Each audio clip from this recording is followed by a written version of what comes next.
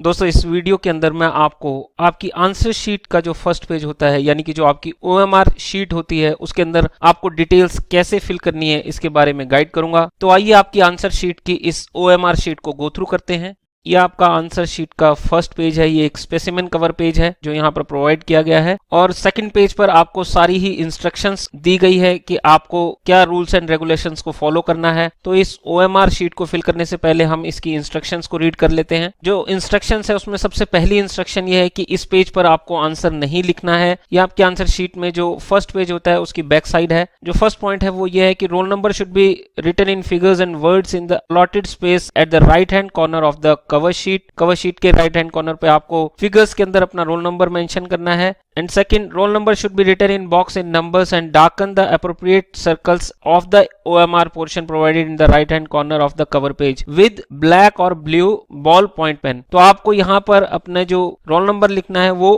Black या blue ballpoint pen से ही लिखना है। And third, fill particulars such as examination, group number, paper number, subject at the appropriate space at the left hand upper corner. Examination, group number, paper number ये सब आपको left portion में भरना है। Remove the perforated barcode sticker of the particular paper of the attendance sheet and affix it the same on the box provided in the right hand corner of the cover page. तो जो आपकी attendance sheet है उसमें ऐसे आपको barcode provide किए जाते हैं, तो यहाँ से आपको एक barcode पिक करना है और उसको अपनी शीट पर अटैच करना है जहां पर कि आपको इसका स्पेस प्रोवाइड किया गया है। तो ये आप भी कर सकते हैं और कई बारी इन्विजिलेटर भी आपको ये पेस्ट करके देते हैं। फिफ्थ पॉइंट जो है कि since a machine will read the roll number, please check it, ensure that roll number written in numbers, word and circle darkens are correct. In any case the candidate files the information wrongly, institute will not take any responsibility for rectifying the mistake. क्योंकि जो आपकी OMR sheet है ये machines के द्वारा check की जाती है, तो आप अपने रोल नंबर को लिखने में कोई भी मिस्टेक ना करें, और जो आपको सर्कल्स को डार्क करना है उसको भी प्रॉपरली डार्क करें। अगर आप सर्कल को हाफ डार्क करते हैं या सेमी डार्क करते हैं तो वो नहीं माना जाता। तो ICAI ने यहाँ बहुत क्लियरली मेंशन किया है कि अगर आप अपने रोल नंबर को लिखने में गलती करते हैं तो इंस्टीट्यूट इसके लिए बिल्कुल भी रिस्पॉन्सिबल नहीं है। The answer should be written neatly and legibly. जो आप आंसर्स लिखेंगे वो बहुत ही आपको सफाई से लिखने हैं, और लेजिबली का मतलब होता है कि वो रीडेबल होने चाहिए। तो आंसर्स आपको बहुत ही नीट एंड क्लीन वे में लिखने हैं। The answer to each question must be commenced on a fresh page and question number prominently written on the top of each answer.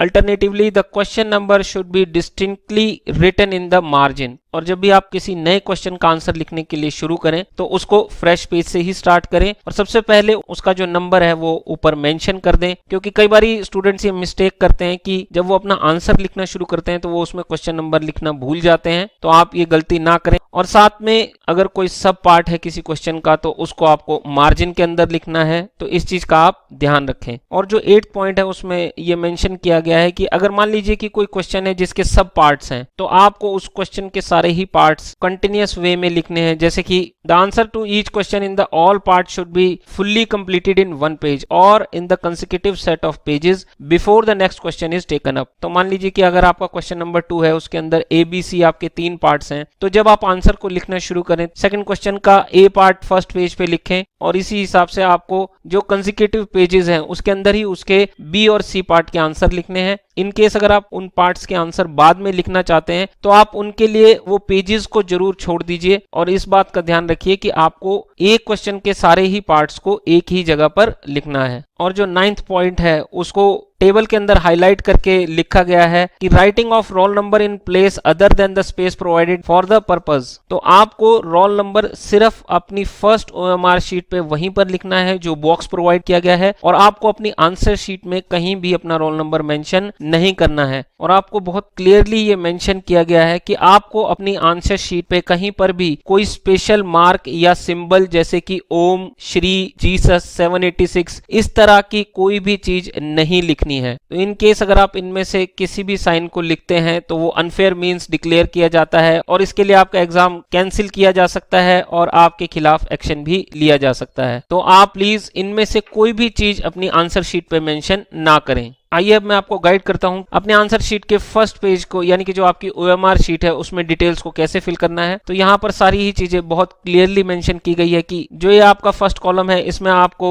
In words अपने रोल नंबर को लिखना है। तो जैसे मान लीजिए कि आपका रोल नंबर 650051 है, तो इसके अंदर आपको वर्ड्स के अंदर यहाँ पर अपना रोल नंबर मेंशन करना है 6,50,051। और ये जो स्पेस प्रोवाइड किया गया है यहाँ पर आपको बार कोड स्टिकर जो आपके रिस्पेक्टिव पेपर का है अटेंडेंस रजिस्टर से निकाल कर उसे यहाँ पर पेस्ट करना है और यहाँ पर आपको अपने सिग्नेचर करने हैं। और राइट साइड में यहाँ पर आपको ब्लैक बॉल पॉइंट पेन से अपना रोल नंबर फिल करना है और इन सर्कल्स में आपको रोल नंबर डार्क करना है। जैसे कि यहाँ पर आपका फर्स्ट डिजिट जो है वो 6 है, इसलिए 6 प्लेस का जो सर्कल है उसको कंप्लीटली डार्क किया हुआ है। तो बच्चों इस चीज का ध्यान रखना कि आपको ना तो सेमी डार्क करना है और ना ही उसको हाफ डार्क करना है, आप उसको कंप्लीटली फिल करेंगे। और जो आपका सेकंड डिजिट है वो 5th है, इसलिए 5th सर्कल को यहाँ पर डार्क किया गया है और इसी तरह से आपके सारे सर्कल्स को फिल किया गया है।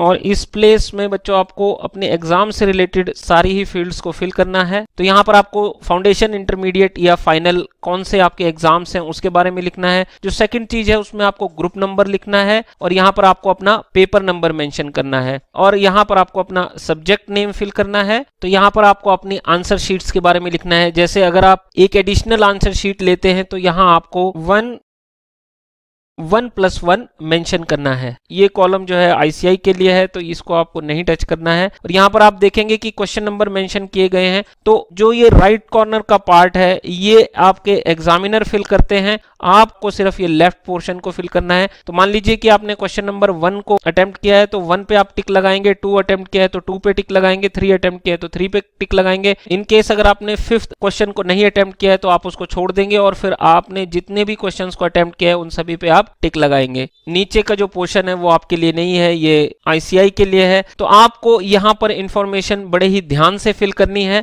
और एक और इंस्ट्रक्शंस यहाँ पर क्लियरली मेंशन की गई है कि जो आपको रोल नंबर है वो अपनी आंसर शीट में कहीं भी मेंशन नहीं करना है। रोल नंबर सिर्फ आप या तो यहाँ मेंशन कर सकते हैं या फिर आप ऊपर वर्ड्स में मेंशन कर सकते हैं। इसके अलावा आपको अपना रोल नंबर कहीं भी मेंशन नहीं करना है। Thank you for watching this video. दोस्तों अगर आपको ये वीडियो पसंद आए तो इसे लाइक कीजिए और ज्यादा से ज्यादा शेयर करें और ऐसी ही इंफॉर्मेटिव वीडियोस के लिए हमारे चैनल को आज ही सब्सक्राइब करें। Thank you very much. जय श्री श्याम।